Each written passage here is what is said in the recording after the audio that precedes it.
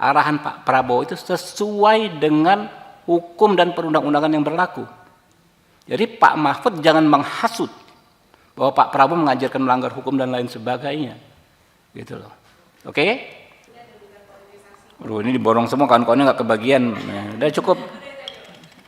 Ya, satu soal kinerja kepolisian itu dia, namanya fenomena oknum itu kan ada di semua lembaga. Saya berkali-kali sampaikan, apakah di Polri, apakah di TNI, apakah di Kejaksaan, apakah di DPR, oknum ada dan mungkin banyak. Tapi yang kita nilai, ya, kalau fenomena oknum ini adalah bagaimana cara institusi merespon setiap terjadi masalah. Kalau Polri, setahu saya begitu ada kasus PTDH, ya, yang fatal ya, Palu, ya kan, nggak bisa disembunyikan tuh. Tahu-tahu begitu kita kejar PTDH, ya kan. Kemudian kalau Sumbar jelas, Jambi begitu juga, ya kan, malah 2 orang yang kena PTDH. Jadi kita tentu mengapresiasi. Dan teman-teman rasakan paham sekali kok yang di Komisi 3 ya. Ketika kita lewat sekretariat saja misalnya minta keterangan terhadap hal ihwal dugaan pelanggaran, dalam hitungan jam biasanya langsung direspon oleh Kapolres setempat misalnya, ya. Jadi itu yang kita apresiasi, dan ini kita nggak bisa bohong karena memang itu yang terjadi.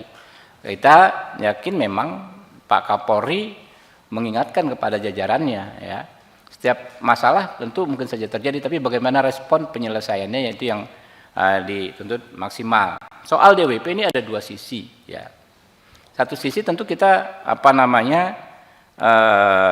menghargai, ya, menghormati, apresiasi tindakan yang dilakukan Kadif Propam, ya. Tapi di sisi lain juga kita perlu saling mengingatkan bahwasanya event-event musik itu memang sangat rawan menjadi ajang penggunaan narkotika. Saya sejak kasus ini mencuat, ya, saya mencari informasi ke berbagai pihak.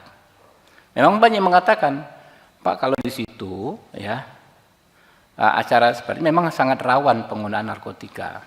Nah, jadi kita menghargai apa yang dilakukan oleh Kadif Propam, tapi seharusnya tetap proporsional, ya. Kita tahu keberhasilan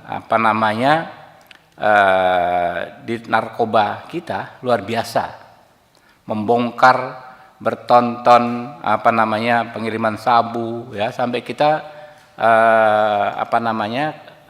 kumpulkan data itu banyak sekali keberhasilan mereka.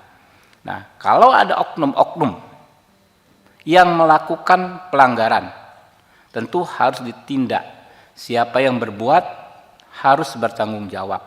Orang yang melakukan kesalahan, ya, harus mendapat hukuman yang setimpal dengan perbuatannya. Jadi berat ringannya hukuman, gradasinya tuh harus paralel dengan berat ringannya kesalahan, ya. Saya sangat percaya Pak Kapolri dan Pak Kadif Propam tahu sekali cara memainkan barang itulah, kurang lebih, ya. Ini kan, ya Pak, ya, kayak sama kita pegang gelas gini, kalau terlalu kencang bisa pecah gelasnya, kalau kita lepas ya pecah juga, ya. Pak Rikwanto nanti bisa menjelaskan itu, ya. Lalu tadi soal maaf untuk korupsi, Anda sudah tanyakan ini berkali-kali, ya, dimanapun tanya dan berbagai orang sudah sampaikan, ya, silakan saja Anda nilai, ya. Kalau saya itu kan pernyataan umum seorang pemimpin pemerintahan maupun pemimpin negara, kepala negara, nggak bisa dijawab dengan, ya, hal ihwal prosedural ala Mahfud MD. Mahfud MD ini orang gagal, ya, dia sendiri menilai dia gagal, ya, 5 tahun sebagai Menko Polhukam dengan memberi skor 5 dalam penegakan hukum. Apa yang mau dinilai dari Mahfud MD, gitu kan? Nah, jadi, ya, teman-teman, ya, itu aja. Saya malas, capek kita berdebat, ya. Nggak mungkin Pak Prabowo itu menginstruksikan untuk mengabaikan berbagai peraturan perundang-undangan. Intinya adalah semua protokol hukum kita memang ditujukan untuk memaksimalisasi pengembalian kerugian keuangan negara. Itu stressingnya. Gitu. Jadi jangan diperdebatkan kalau pengambilan keuangan negara bagaimana orang dihukum, enggak gitu. Kita ini memperdebatkan hal yang remeh-temeh tapi melupakan hal yang paling substansi dalam pemberantasan korupsi. Tinggal saja aparatur negara, kepolisian, kejaksaan, KPK menerjemahkan arahan Pak Prabowo itu sesuai dengan hukum dan perundang-undangan yang berlaku. Jadi Pak Mahfud jangan menghasut bahwa Pak Prabowo mengajarkan melanggar hukum dan lain sebagainya. Gitu loh. Oke? Ya, satu soal kinerja kepolisian itu dia, namanya fenomena oknum itu kan ada di semua lembaga. Saya berkali-kali sampaikan, apakah di Polri, apakah di TNI, apakah di Kejaksaan, apakah di DPR, oknum ada dan mungkin banyak. Tapi yang kita nilai, ya, kalau fenomena oknum ini adalah bagaimana cara institusi merespon setiap terjadi masalah. Kalau Polri, setahu saya begitu ada kasus PTDH, ya, yang fatal ya, Palu, ya kan, nggak bisa disembunyikan tuh.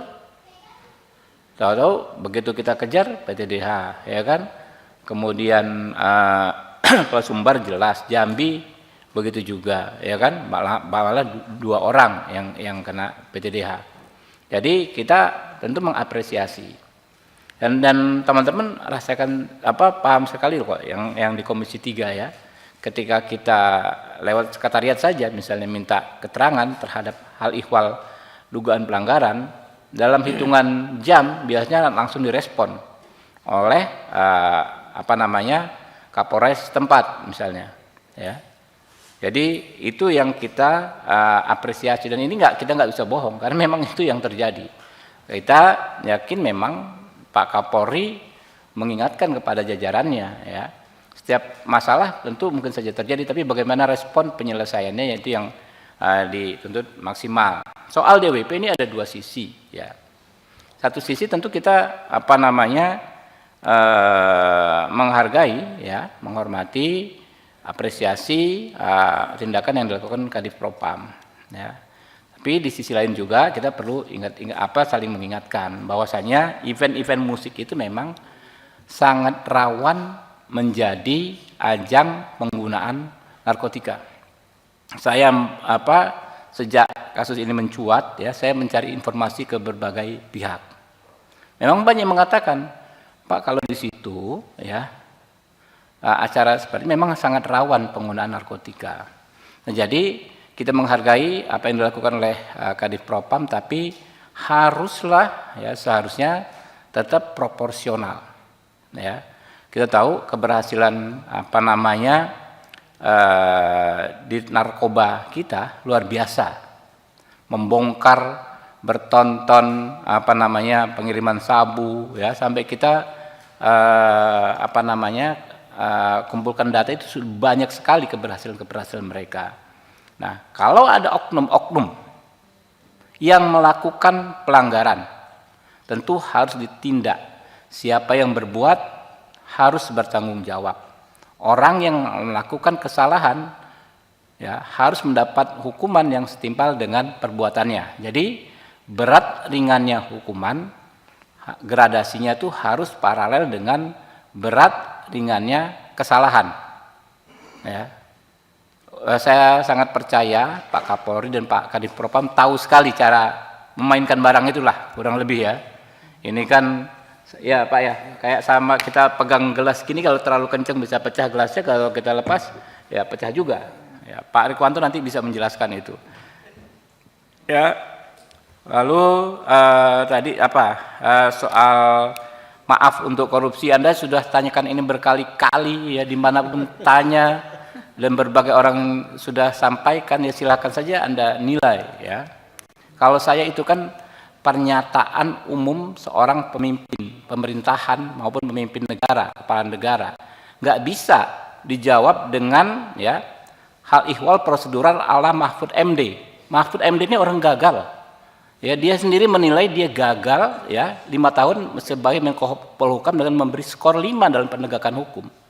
Apa yang mau dinilai dari Mahfud MD, gitu kan? Nah, jadi, ya, teman-teman ya, itu aja. Saya malas, capek kita berdebat ya. Nggak mungkin Pak Prabowo itu menginstruksikan untuk mengabaikan berbagai peraturan perundang-undangan. Intinya adalah semua protokol hukum kita memang ditujukan untuk memaksimalisasi pengembalian kerugian keuangan negara. Itu stressingnya. Gitu. Jadi yang diperdebatkan kalau pengembalian keuangan negara bagaimana orang dihukum, enggak gitu. Kita ini memperdebatkan hal yang remeh-temeh tapi melupakan hal yang paling substansi dalam pemberantasan korupsi. Tinggal saja aparatur negara, kepolisian, kejaksaan, KPK menerjemahkan arahan Pak Prabowo itu sesuai dengan hukum dan perundang-undangan yang berlaku. Jadi Pak Mahfud jangan menghasut bahwa Pak Prabowo mengajarkan melanggar hukum dan lain sebagainya. Gitu loh. Oke?